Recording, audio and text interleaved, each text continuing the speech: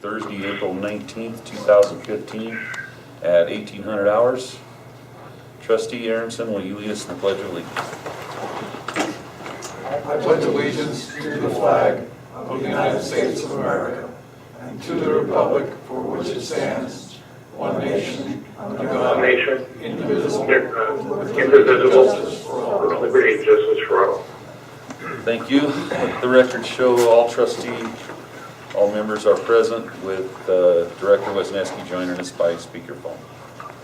Any additions or deletions to the agenda? I'm good. None from me, Mike. Okay. I move we approve the agenda. Second. Made and seconded. All those in favor? Aye. Aye. Okay, motion carries. Review the January 18th, 2015 meeting minutes. I have one correction. One correction.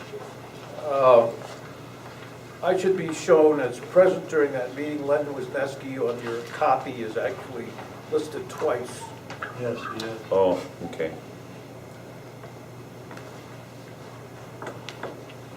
And you have that, right? Okay.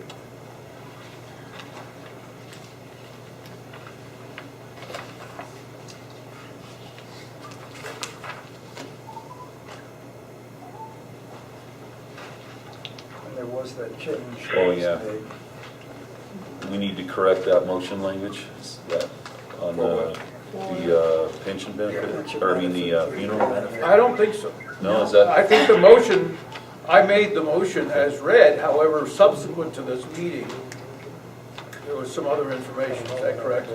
I did check the recording, and the motion was the way it is. Yeah, so the motion is correct as it was made. The question is where we stand with that issue. There was just discussion beforehand, and then your motion, and then we found out after the fact that our service plan that FPPA has in their possession has the $100 funeral benefit as being the amount that we award.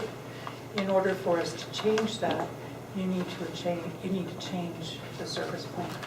So I think all you need to do tonight is a motion that authorizes the $100 benefit for Susan Imming to correct the previous motion so that it's in accordance with the FPPA plan.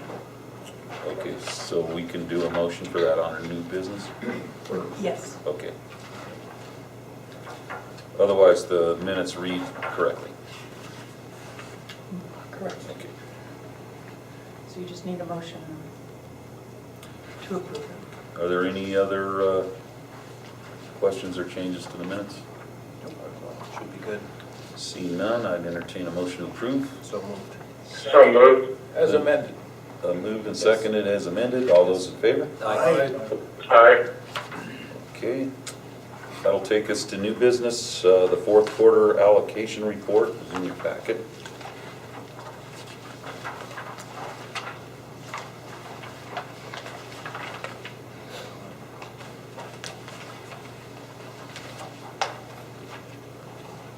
And we don't take action on that, do we? That's just informational.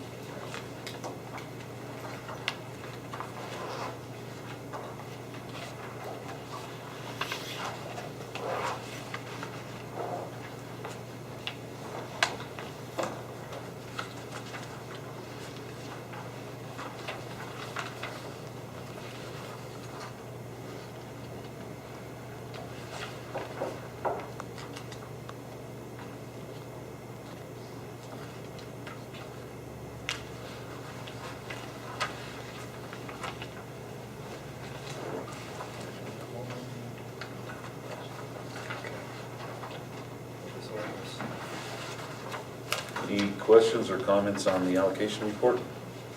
I have none.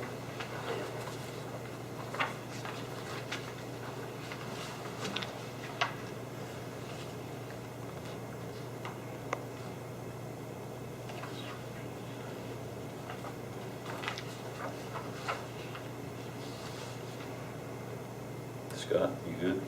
Yes, sir. Thank you. Yeah. Good. I'm good. Okay. Seeing that, will take us to our next item, funeral benefit regarding Clarence Walker. paid through FPPA? Correct. We Okay. just need a motion to approve that, and then let's sign that and send it. Okay. And that motion reads to pay the current funeral benefit? Of 100. Okay. Anyone? Are we going to essentially stick to that $100? Until we change the plan? Well, I mean, the question is, if we do change the plan, does that mean from that time forward, the plan has changed? Or does that mean the That's- existing That is correct. It does require a new actuarial No, study. So requires an actuarial study Right. for the death benefit? Correct. Of the volunteer pension plan. It would be, the entire plan would have to be reviewed for actuarial soundness, even if all you did was make a change to the funeral benefit. Right. All right. Is it fair to say the timing, if we wanted to consider that, consider it before the next actuarial study is completed? It's more complex than just the annual actuarial because it requires filing a full new service plan stating that, that's what the new set of benefits that are going to be provided are. And you basically pay for a separate actuarial outside of the regular. I guess that was my biennial. point. This would be incrementally additional analysis. Yes. Okay.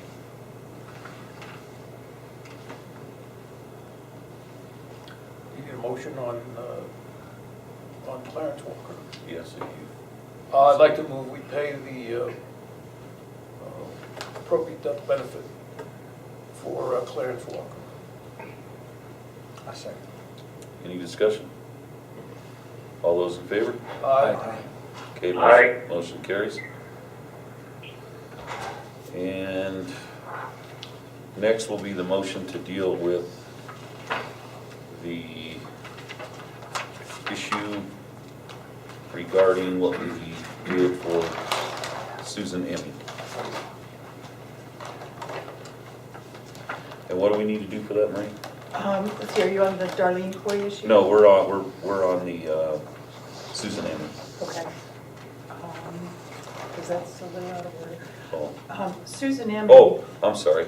You know what, we'll wait till we get down to one business. I didn't see it there. Okay. Let's do Darlene Coy on her first item on her old business. Okay, so Darlene Coy, as you recall, during the audit, they found that she was being underpaid by an amount of $20 per month from what she was due. So we brought that up to FPPA and contacted Darlene Coy, and she has submitted a letter asking for that amount to be corrected and for the pension to pay the $20 for each of the months that she should have received it and did not. So that would require a motion to approve the change to the corrected amount of $220 a month for Darlene Coy and to pay her the amount that she was due in the past. So you were able to reach her? Yes. Okay. Yep. All right. Her letter of request is in your packet. Okay. All right. Is there a motion? Yeah, I move that we address the discrepancy as expeditiously as possible and pay her the money to which she is due. Is that good enough? Okay. I second that. All right. It's been made and seconded. All those in favor? Aye. Aye. Okay. Now we can move on to Susan Imming.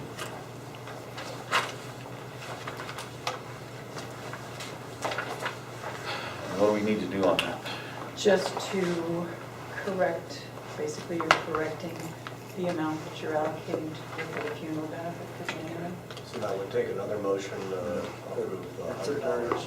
it's a very simple motion. All right. I move that we correct the discrepancy between what was stated in the minutes and what is the actual payment, Okay. which is $100 per month. No. No. One time. I mean $100, sorry. Okay. Thank you. Got it. Second. All right, made and seconded. All those in favor? Aye. Aye. Okay. That's That's passed. Any other business to be brought before the pension board?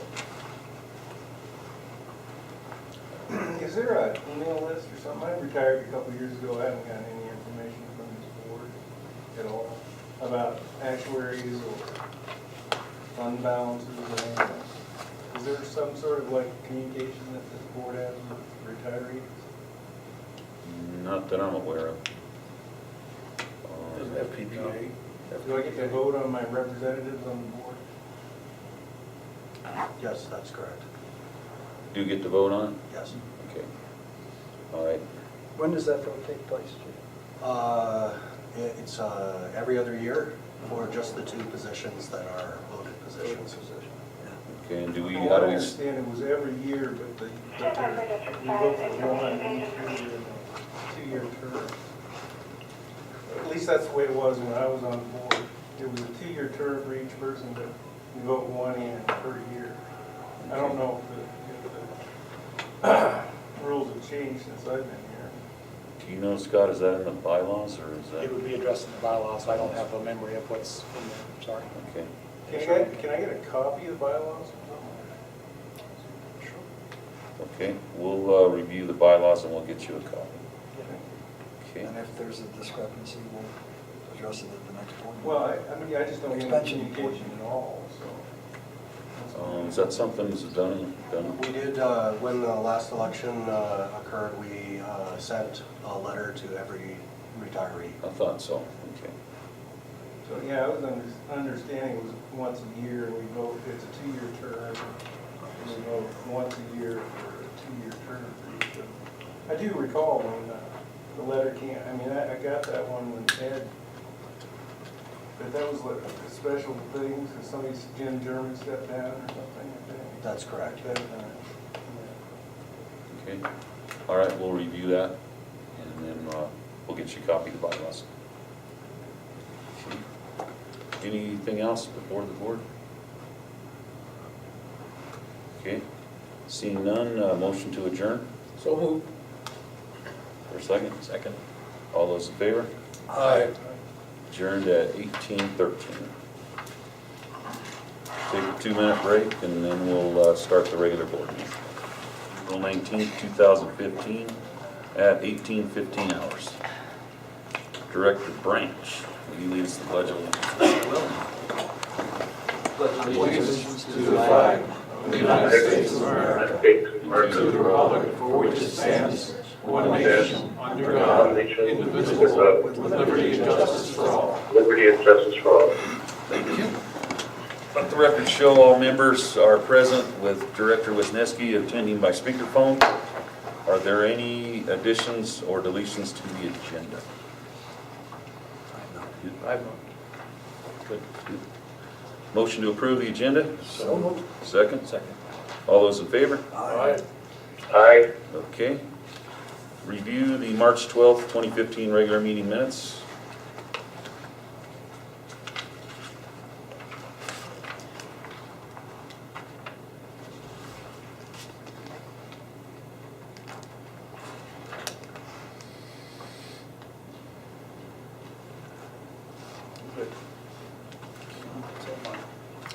All right, motion to approve. So moved. Second? Second. All those in favor? Aye. Aye. Okay, motion carries. That'll take us to financial matters. Alec? You have with you in the packet the March financial statements. I think there are no issues that you've identified. Okay. And you have, of course, the revenue expenditures all laid out both in summary and detailed form. Expenses for the month were $142,847, and I move that those expenses be approved. Motion to approve those expenses. So moved. Second? Second. All those in favor? Aye. Aye. Motion carries. Anything else on financials? Do we have any news on the audit? It's in process. We've gotten some information to them, still have to get more to them, so we're just. We're still looking for May. Oh, yeah, dates are the last week. Yeah, okay. All right, that's it. Okay. Take us to the chief's report.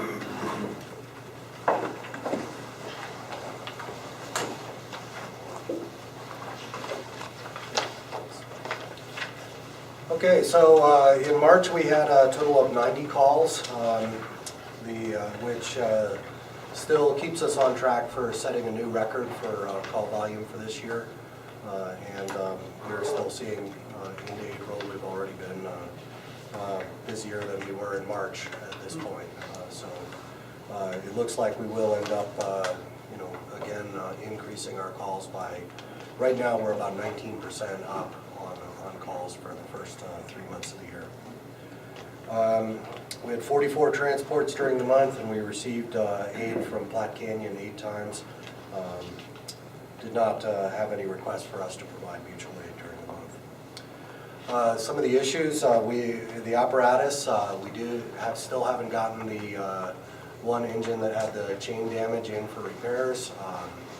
So we're still estimating about another, well, they're saying about 5 to 6 weeks once they can schedule it in, but they can't schedule it in until we get final approval from the insurance company. Their appraisal and the estimate from the repair shop differed by quite a bit, so we're trying to get that resolved so that they can approve the repair of that apparatus. We've been working on putting the new tenders into service, and we set the 2 older tenders up for sale. We advertised those for 2 weeks in several newspapers. Received only 1 bid. One person bid for both tenders, a total of $18,800, which was above our minimum bid. So I'm recommending that we go ahead and award that bid to Jeff Seckman to sell the 2 tenders for $18,800.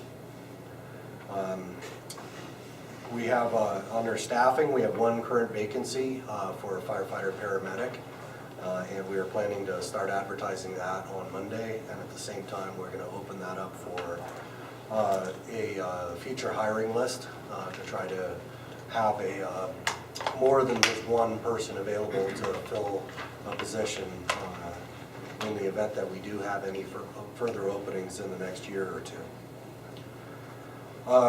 We have 1 project that's coming up that is going to be a fairly major one, and that is the Fire Adapted Communities program. This program is basically a new program that looks at community wildfire protection planning from the standpoint of having community involvement in it. Our past CWPP, our last one was produced by a private contractor under, from funding by the county, was basically managed by the Conservation District. They produced a beautiful document that's 100 pages long and doesn't actually do anything, but sit on a shelf. So what we're hoping is in this Fire Adapted Communities coalition concept to bring together people in the community and basically work on what we can do as a community to improve our wildfire preparedness, both in terms of response, public education, mitigation options, but also looking at things like evacuation planning and kind of the more of the stuff that matter to people that live in our community, instead of something that's basically decided by an outside agency and then just handed to the district. So that's going to be one of our big projects moving ahead to try to improve our community preparedness. A couple other things. One, actually, I forgot to add into the report I sent out to you, just a short update. We did get a preliminary layout of the remodel of the upstairs, and that's available. We've had a number of people look at it. Everybody likes it so far, so we're going to be moving ahead on that. And as I mentioned to you earlier, when we did find that there's extensive asbestos in the building, and that is going to require fairly significant mitigation. We did also find that there was lead in the upstairs as well. So, obviously, we need to take care of those things for the safety of our personnel. And then finally, we did receive notice that we were successful in getting the Colorado Firefighter Safety and Disease Prevention Grant. We were successful actually in getting 2 grants, one to replace the old SCBA compressor, which is very old and more than due for replacement. And as well, we were awarded funding to purchase turnout gear, which is very fortunate. We were among a fairly small number of departments that were successful in obtaining those grants. There was a total of 18 million in grant requests and 3.1 million awarded. So, we definitely came out very positive in that particular arena. We are also getting another grant application out right now, which is for basically to support our Fire Adapted Communities program and to help with that community wildfire protection planning rewrite. Our hope with that is to have that plan. Those plans should be rewritten every 5 years, and that'll be due in 2016. Our hope is to start the Fire Adapted Communities Coalition now, so that we've got adequate time to really address producing a useful community wildfire protection plan by 2016. What is your understanding of the coalition? How is that going to work? What we'll be looking at is instead of, like in the past, most of the time these were, the Forest Service, State Forestry, the county getting together and writing a plan. Instead, now we try to bring in, appropriate people from those agencies that can provide technical assistance, but we also try to bring in community leaders, homeowners associations, and other groups that have a vested interest in that plan. That's kind of the concept of the Fire Adapted Communities. Really, in the broader sense, the Fire Adapted Communities is intended to, basically help communities build a long-term plan to be resilient to wildfires, to have structures that are appropriately built, to be well mitigated, to have adequate response capabilities, and to basically have a social environment that is conducive to being a prepared community. And in the past, the Community Wildfire Protection Plan has really only focused on one of those, and that was the mitigation, and it wasn't mitigation of individual homes. It basically just laid out, these are the things that you should try to get grant funding for in terms of doing shaded fuel breaks and whatnot.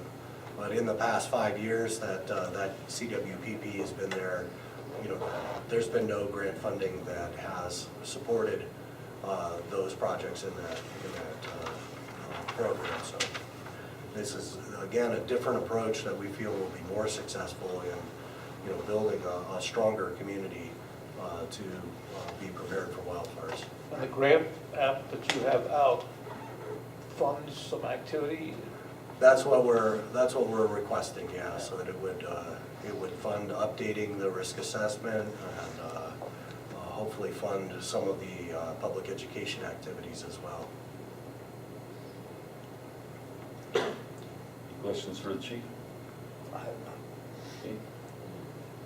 Deputy Chief Ware, do you have a report? I do not. Okay. Any new business from the board? See none. Old business, architectural update? Is Pretty that much what just you covered covered on the that, yeah. remodel? Yeah. Okay. All right, any other old business from the board? I have none. Okay. Okay, citizens issues. Okay. We do have one Oh, yeah. letter that was sent. Did you give a copy to Mike and all? Or? You've got both. What's You that? wanna just, I gave you both copies. Oh, okay. I'm sorry. I thought you had a copy of it. We received a letter to the board from Dave Long of Long's Towing, and He had two issues regarding the vehicle accident down at Schaefer's Crossing. One of those issues was that, that a former member he felt was doing something on the scene that was inappropriate. However, that's not really business of the board because it's not a member of the district and not under our jurisdiction. And the second one was a complaint that our personnel had left an IV needle and some basically bloody gauze after the fatality accident. And obviously that's not something that we like to see happen. We'll send a letter back to Mr. Long stating that we have sent a notice out to all of our members that we want to do a good job of policing for that. It is very understandable, though, that when you have an accident scene, it's fairly significant and chaotic like that. The debris issue may be, I'm not sure, I wasn't even here, so. If I can just address on that for a second, just so everybody else knows, there were actually no IV attempts made on those two patients. There wasn't actually a whole lot done to try to help them because it was unfortunate enough, but yeah, there was definitely no IV or any type of infectious materials laying out on the street when we left. Okay. So, Thank you. Thank you. We'll go to send that response Would back you to him. include that in your Yes, response? I will, yeah. That'd be great. Okay. Any other citizens' issues? Seeing none, I'd entertain a motion to adjourn. So moved. For a second? Aye, second. All those in favor? Aye. At 18:29. Aye.